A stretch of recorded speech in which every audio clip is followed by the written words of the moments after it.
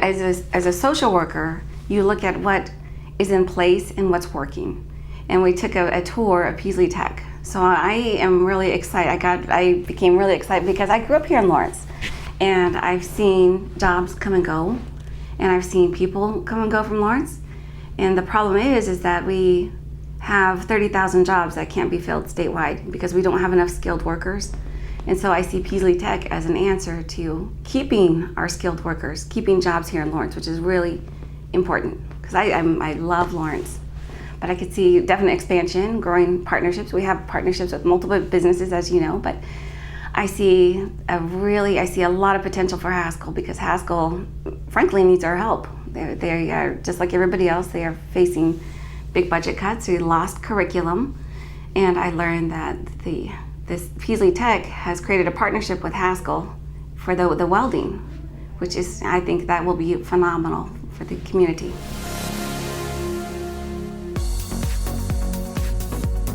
I think it's excellent. As I said, I see the framework is there, but I see that the only problem that I see with the strategic plan is that the harvest is great. We have a lot of potential there, so much growth, and Lawrence has a diverse community in the curriculum, and I would like to be on the school board to enforce the Gannon versus Kansas decision, where it specifically cited number 5 of the Rose standards that the curriculum must reflect the students' cultural perspectives.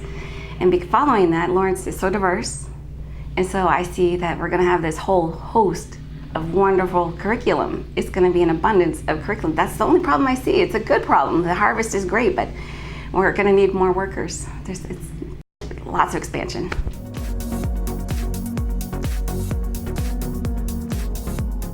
They are synergistic. The relationships, we support each other. The school board, we as a member, I will work to retain our superintendent, Dr. Lewis. I speak highly of him. I don't really remember the other superintendents, frankly. I don't. I mean, you knew the name, but you didn't know the face. But Dr. Lewis has made himself available to everybody. So I'm going to work really hard to retain Dr. Lewis. Well, I was on the founding committee of my tribe. I'm an enrolled member of the Kickapoo tribe in Kansas, and I was on the founding committee of our Net Gaming Revenue Ordinance Committee, where we allocated the net revenue of the tribe. And we sat down and drafted the bylaws, if you will, of how that money was to be distributed. And then we sent it to the tribe as a body, and the tribe voted on our ordinance of how that money was to be distributed. And that was a lengthy process of setting up the ordinance. And then there's the enforcement, and every once in a while it will need a revision, so it goes back to the tribe to vote on. Well, and like I said before, the harvest is great at Peaslee Tech because you have kids. Not every student is going to go to a 4-year college.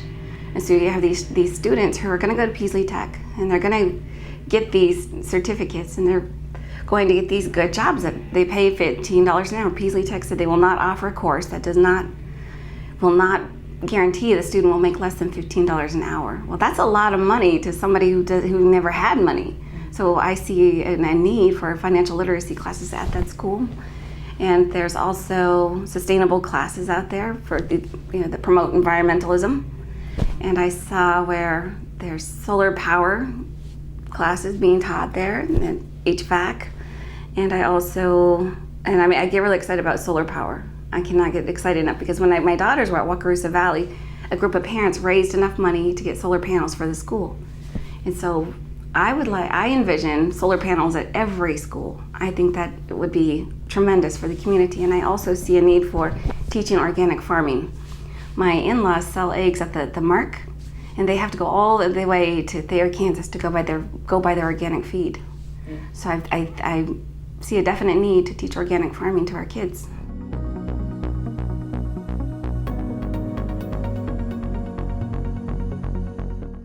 We enjoy multiple partnerships with businesses and nonprofits, so it's important for our students to go out into the world and see adults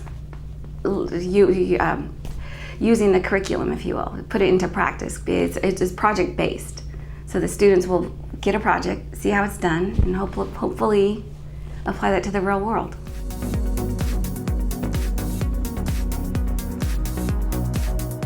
I have 3 children that have attended Lawrence Public Schools. My eldest graduated back in 2010.